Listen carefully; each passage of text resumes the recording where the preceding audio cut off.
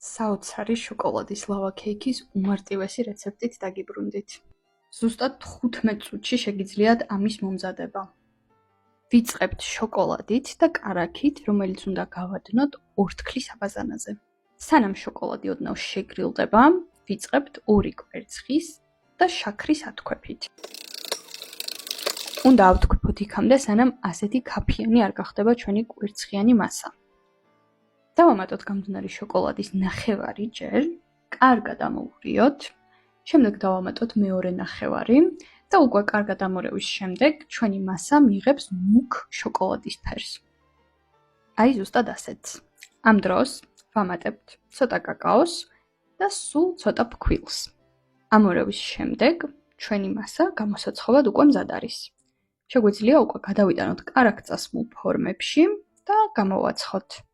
ვაცხობთ 180 გრადუსზე ზუსტად 8 წუთით.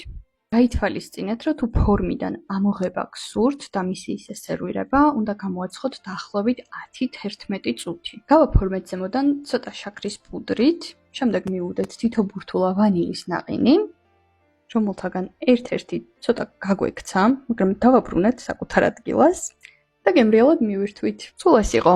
დეტალური რაოდენობები შეგიძლიათ აღწერაში იხილოთ.